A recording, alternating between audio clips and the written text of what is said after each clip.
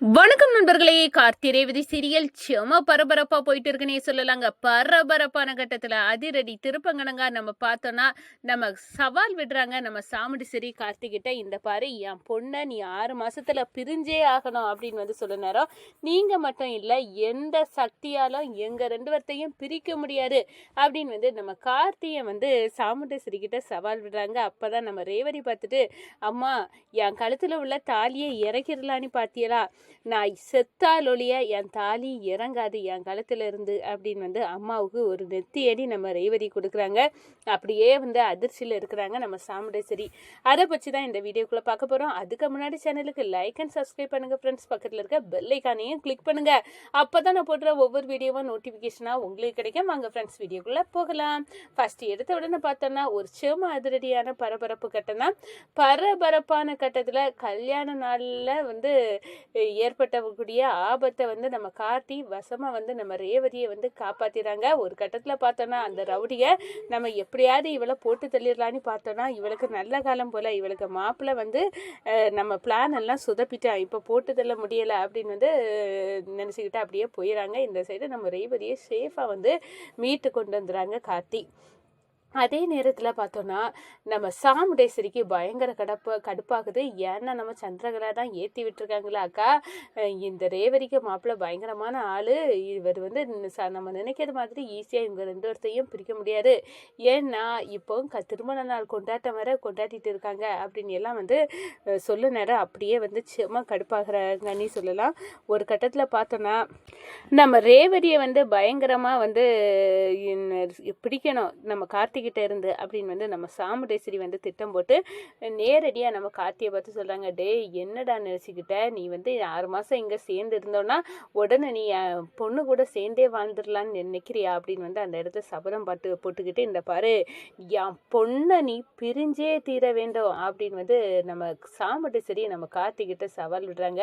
நீங்கள் மட்டும் இல்லாத வேற எந்த சக்தி உலகத்தில் வந்தாலும் எங்கள் 2 பேர்த்தையும் பிரிக்கவே முடியாது, நாங்கள் பிரிய மாட்டோம், நாங்கள் சேர்ந்து தான் வாழ்வோம் அப்படின்னு அந்த இடத்துல நேருக்கு நேராக நம்ம சாமுண்டீஸ்வரி கிட்ட சவால் விட்டுறாங்க நம்ம கார்த்தி. இதை பார்த்துட்டு இருக்க நம்ம ரேவதி கேட்குறாங்க, அம்மா என்ன நினச்சிட்டீங்க, என் கழுத்தில் இருக்க தாலியை ஈஸியாக இறக்கிடலான்னு நினச்சிட்டிங்களா?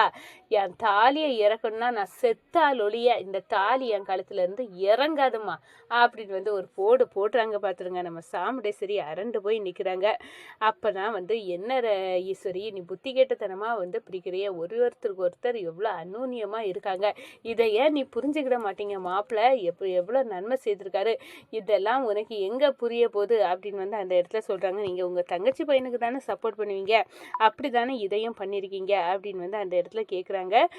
அப்படியெல்லாம் இல்லை, நான் உண்மையெல்லாம் சொல்லேன், மாப்பிள்ளை பார்த்து நம்ம குடும்பத்து நலனுக்காக எவ்வளோ பண்ணாலும் நீ அதெல்லாம் காதில் எடுக்க போகிறது இல்லை அப்படின்னு உன் குணமும் எனக்கு தெரிஞ்சு போச்சு ஈஸ்வரி அப்படின்னு நம்ம ராஜராஜா சொல்லுறாங்கன்னு சொல்லலாம். இந்த சைடு நம்ம ரேவதி சரி நான் உனக்காக ஒரு கிஃப்ட் வச்சுருக்கேன், வா போகலாம் அப்படின்னு நம்ம ரேவதி நம்ம ராஜாவின் கையை பிடிச்சி கூட்டிகிட்டு போகிறாங்க. ஒரு கட்டத்தில் பார்த்தோன்னா பைக் ஷோரூமுக்கு போகிறாங்க.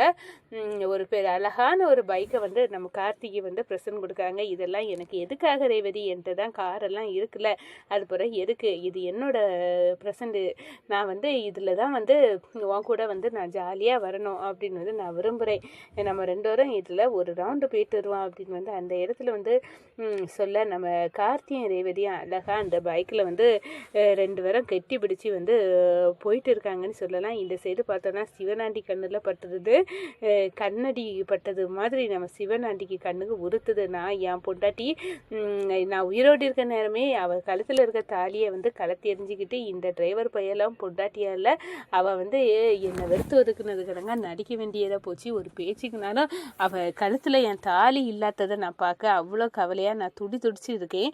ஆனால் இங்கே இவங்க 2 பேரும் இந்த மாதிரிக்கு பைக்கை வாங்கிக்கிட்டு இவ்வளோ அழகாக ஜாலியாக இருப்பாங்களா? இதெல்லாம் நடக்கக்கூடாது சித்தப்பா, ஏதாவது பண்ணணும். இந்த டிரைவர் பையலை பார்க்குற நேரம் எனக்கு அப்படியே ஆத்திரமாக வருது.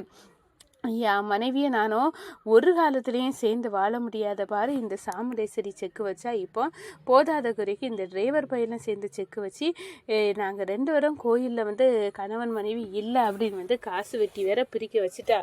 அப்படியெல்லாம் இருக்க நேரம் இங்கே பாருங்க கூத்த அப்படின்னு வந்து அந்த இடத்த சொன்ன நேரம் ஆமாம் போன அந்த டிரைவர் பையன் எவ்வளோ ஜாலியாக அந்த டிரைவரி கூட வந்து போகிறான் பாரு. இவங்களும் காசை வெட்டி போட்டு பிரிச்சுக்கிட்டு ஆனால் இப்போ சாமுண்டேஸ்வரியை கண்டுகொள்ளல இவனை வந்து மருமகனா ஏற்றது மாதிரி தான் இருக்கா. இந்த அளவுக்கு ஒற்றுமையாக போகிறாங்க பாருங்க அப்படின்னு வந்து அந்த இடத்துல வந்து சொல்கிறாங்க. இதெல்லாம் நடக்கக்கூடாது சித்தப்பா. இப்போவே இந்த காரை வச்சு அந்த டிரைவர் பயலுக்கு மேலே வந்து ஏற்றி போட்டுட்டு போயிடணும். அவ்வளோ ஆத்திரமாக வருது எனக்கு. கோவம் அப்படியே வந்து கொந்தளிக்குது. நம்ம பொறுமையாக தான் இருக்கணும். இந்த டிரைவர் பையன் பயங்கரமான ஆள். நம்ம எல்லாம் ஏற்கனவே வந்து ஃபோனை போட்டு மிரட்டி ஓன் பண்ணா ஞாபகம் இருக்குதா அப்படின்னு சொல்லதான். ஆமாம் சித்தப்பா எனக்கு ஞாபகம் இருக்குது. ஆனாலும் இவனை பார்க்க நேரம் எல்லாம் எனக்கு ஆத்திரத்தில் வந்து கொந்தளிக்கணும் போலே இருக்கு சித்தப்பா அப்படின்னு வந்து அந்த இடத்துல சொல்கிற நேரம் கவலைப்படாத மோன இதுக்கெல்லாம் நான் வேட்டு வைக்கேன். என் மருமகளையும் உன்னையும் நான் சேர்த்து வைக்கிறது என்னோட கடமை. நான் கண்டிப்பாக சேர்த்து வைப்பேன். இப்படி வந்து நம்மளை உன்னை வாழ விடாமல் அவன் மட்டும் பொண்டாட்டி கூட ஜாலியாக போவானா? அப்படியெல்லாம் நடக்கக்கூடாது. நடக்கவும் விட மாட்டேன். இதை பார்க்கறதுக்கே எனக்கும் கோபமும் ஆத்திரமும் வரதான் செய்யுது. கண்டிப்பாக நம்ம வந்து பழி வாங்கியே தீரணும் இதுக்கு அப்படின்னு வந்து அந்த இடத்துல வந்து கங்கணம் கட்டுறாங்க. நேராக பைக்கில் சுற்றிக்கிட்டு வீட்டுக்கு வந்து இறங்குறாங்க. நம்ம கார்த்தியும் ரேவதியும் இதை பார்த்தோன்னா கோவம் வருது. நம்ம சாமுண்டேஸ்வரிக்கு என்னடி நீ நினச்சிக்கிட்ட உன் மனசில்? இப்போ நீ 2 வீலரில் ஜாலியாக இவர் கூட சுற்றிட்டு வந்தியா? நான் 6 மாதத்தில் வந்து டைவர்ஸ் வாங்கணும் அப்படி வந்து கோர்ட்டில் கேஸ் நடந்துட்டு இருக்கு. அப்படி இருக்க நேரம் நீ இப்படி சேரலை. நீ அம்மா நான் எத்தனை வாரம் சொல்லுது நான் உயிரோடு இருக்கிறது வரை என் தாலி என் கழுத்தில் இருக்கிறது இறக்க முடியாதுன்னு சொல்லியிருக்கேன். அதுக்கப்புறம் உனக்கு புத்தி இல்லையா அப்படின்னு வந்து சொல்ல நேரம் சின்ன சிறுசுகளை பிரிக்க நினைக்கிறிய ஈஸ்வரி இது உனக்கு பாவம் மட்டும் படலையா அப்படின்னு வந்து கேட்குறாராம். எது சின்ன சிறுசு? நான் வந்து நானும் என் தங்கச்சியும் சின்ன பிள்ளைங்களா இருக்க நேரம் எங்கள் அம்மா எங்களை விட்டு பிரிஞ்சு போனாங்களே.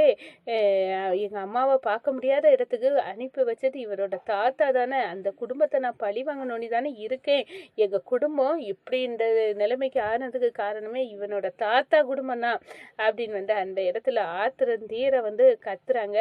அப்போதான் இந்த நம்ம ராஜசேதுபதி அப்படின்னு வந்து பேச்சு அடிபடுது. இதை பார்த்த உடனே வந்து நம்ம சண்முகம் ஏட்டு பரமேஸ்வரி அம்மா அவங்க சண்முகத்தோட மனைவி அவங்களுக்கு கேட்குறாங்க. நம்ம சாமுண்டேஸ்வரியில் வீட்டில் தானே வேலை பார்த்துட்டு இருக்காங்க. அவங்க காதில் வந்து எட்டுதா. அடடா என்ன இது இதாட்டு இருக்கு இப்படி ஒரு சிச்சுவேஷனா? அப்போ ராஜசேதுபதி நீ பேச்சு ஏற்படுவே நம்ம கணவர் சொல்லக்கூடிய உண்மைகளை நம்மளுக்கு தந்தார அந்த சொல்லக்கூடிய வேண்டிய இடம் இந்த வீடு தானா?